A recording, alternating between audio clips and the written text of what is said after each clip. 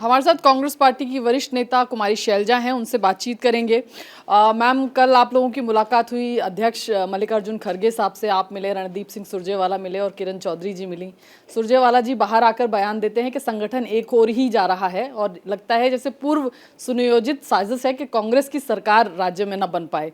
ये साजिश कौन कर रहा है कांग्रेस के खिलाफ? देखो, अब हमको तो मालूम नहीं, हम तो निष्ठावान कांग्रेसी हैं। ना बीजेपी से हमारा कुछ लेना देना है, ना बीजेपी के कोई हमारे दोस्त हैं। तो अब हमको तो क्या मालूम कि बीजेपी में कौन किसकी दोस्ती, किसका क्या, किसकी क्या बात है। बात यह है कि आज के दिन दर्द है कांग्रेस के कार्यकर्ता का। इतने सालों से संगठन नहीं बना है। अब जब संगठन बनना है तो फिर से ये मैं और मेरा की राजनीति अगर होगी तो ये कांग्रेस को मजबूती नहीं, संगठन को मजबूती नहीं, कार्यकर्ता को मजबूती और इंसाफ नहीं मिलेगा। ऐसे हरियाणा एक ऐसा राज्य है मैम जहां पर शायद 2005 के बाद से आपकी जो राज्य इकाई है, प्रदेश कांग्रेस कमेटी का गठन ही नहीं हो पा रहा है। ये आपको लगता है ये एक बड़ा गंभीर विषय है? और क्योंकि अब कवायद शुरू हुई है इसलिए एक बार फिर से अलग अलग खेमों में कांग्रेस हरियाणा में बटी नजर आ रही है। बहुत ज़रूरी है कि ज़मीन तक हमारा कार्यकर्ता मजबूत हो, जो बूथ पर बैठता है।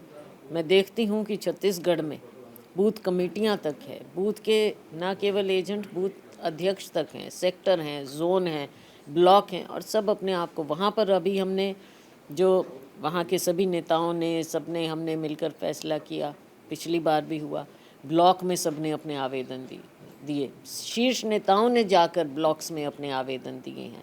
पार्टी का एक ढांचा होता है, एक स्ट्रक्चर होता है, हर कार्यकर्ता गौरवान्वित महसूस करता है। हरियाणा में तो इतने सालों से हमें तो याद ही नहीं कि नीचे ज़मीन पर कभी कितने सालों में कभी संगठन बना हो। अब जब तैयारी थी, राहुल जी का आदेश था, खड़गे जी का, हमारे राष्ट्रीय अध्यक्ष जी का साफ निर्देश था कि अब संगठन बनाओ, नीचे तक बनाओ, सारी बातें जो हमारा पार्टी का कॉन्स्टिट्यूशन है, संविधान के मुताबिक सब कुछ बनना चाहिए।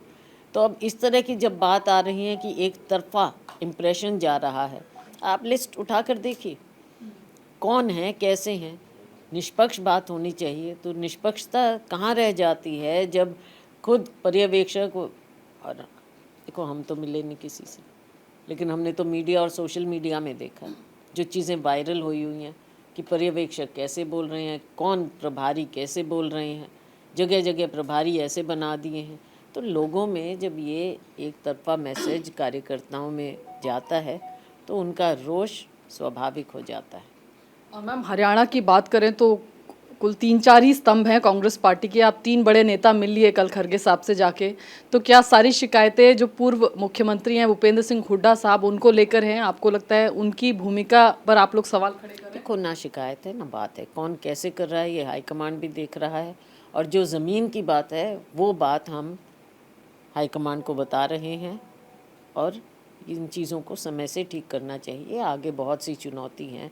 सबसे पहले लोकसभा चुनाव होना चाहिए, उसकी बात कोई कर नहीं रहा। विधानसभा की पहले बात कर रहे हैं, चाहे पर्यवेक्षक हों चाहे हरियाणा के और नेता हों, वो उनकी बात करते हैं। हम कह रहे हैं कि पहले लोकसभा की बात करो, पहले कांग्रेस को मजबूत करो केंद्र में, मोदी जी की सरकार को हटाओ। हरियाणा सरकार तो अपने आप हटी है, यहाँ से तो लोग दूर हैं ही।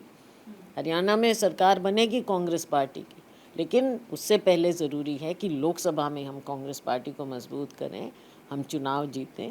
तो ये बातें ज़रूरी हैं। और जब तक नीचे कांग्रेस का कार्यकर्ता मजबूत नहीं होगा, अगर वो हताश होगा या नाराज़ होगा, तो कांग्रेस पार्टी मजबूत कैसे होगी? तो क्या अभी पर्यवेक्षक आप चाहते हैं बदले जाएं, या किस तरह की मांग शीर्ष नेतृत्व से आपने? देखिए, ये कोई बदलने की ये कुछ बात, अलग बातें होती हैं और अंदर की बातें सारी बाहर भी नहीं होती। केवल जो स्थिति है ज़मीन पर जो हो रहा है उसके बारे में हमने अवगत कराया, और भी बातें हैं, राजनीतिक बातें हैं, वो अंदर की बात होती हैं। अंतिम सवाल मैम, जो भारत और इंडिया को लेकर के एक नई कंट्रोवर्सी, क्योंकि G20 समिट के जो इनविटेशंस भेजे गए वो प्रेसिडेंट ऑफ भारत के नाम से भेजे गए, इंडोनेशिया गए हैं, एशियन इंडियन जो समिट है उसको लेकर के जो कार्ड्स हैं उस पर भी प्रधानमंत्री ऑफ भारत लिखा हुआ है। कैसे आप देखते हैं, क्या एक नया ट्रांजिशनल फेज़ ये देख रहे हैं? ये फिर से ध्यान बांटने का एक प्रयास शुरू हो गया है, क्योंकि इन्हें मालूम है कि आज जो महंगाई है, बेरोज़गारी है, मणिपुर है, दुनिया देख रहा है यहाँ पर क्या हो रहा है। बहुत से मुद्दे हैं, उनसे ध्यान बांटने के लिए। और फिर दूसरी बात आपने देखी, भारत जोड़ो यात्रा कांग्रेस की राहुल गांधी जी की हुई, तो भारत कहाँ गए? भारत तो यहीं है, जिंदा है, मोहब्बत में है, सब जुड़े हुए हैं। राहुल गांधी जी ने जोड़ा है। आप क्यों सबको बांटने का प्रयास कर रहे हैं, इंडिया और भारत का? इंडिया ऑपोजिशन अगर इकट्ठा होता है, इंडिया नाम निकलता है तो आप डर गए, इंडिया नाम से डर गए। तो आपको तो इंडिया और भारत दोनों से डरना होगा, क्योंकि भारतवासी इस तरह का बंटवारा कभी भी एक्सेप्ट नहीं करेंगे जो आप थोपना चाह रहे हैं। एक अंतिम सवाल मैम, इस तरह की भी चर्चा है कि शायद सरकार विमेंस रिजर्वेशन बिल ले आए स्पेशल सेशन में। अगर ऐसा होता है तो आपको लगता है कि ये किस ओर जाएगा?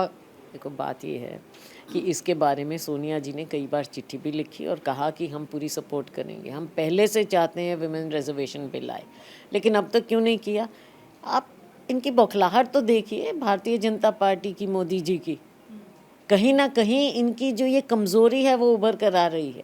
कभी कमेटी सेटअप कर रहे हैं, कभी स्पेशल सेशन बुला रहे हैं जिसका एजेंडा नहीं बता रहे हैं, और कभी इंडिया भारत की बात कर देते हैं, कभी इस तरह की बात ले आते हैं।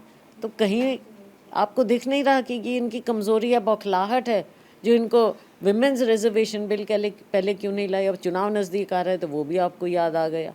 5 राज्यों की चुनाव आ रहे हैं तो एलपीजी की 200 रुपये कम करने की आपको याद आ गई। अब तो साफ नज़र आ रहा है कि ये कहीं ना कहीं भाग कर इधर उधर इश्यूज़ बनाना चाह रहे हैं। बहुत बहुत शुक्रिया। तो कुमारी शैलजा साफ तौर पर कह रही हैं कि सरकार की बौखलाहट है जो इंडिया बनाम भारत और विमेन रिजर्वेशन बिल को लेकर के जो चर्चा है उसमें दिखाई देती है। कैमरा पर्सन राजेंद्र के साथ विजयलक्ष्मी, इंडिया टीवी, दिल्ली।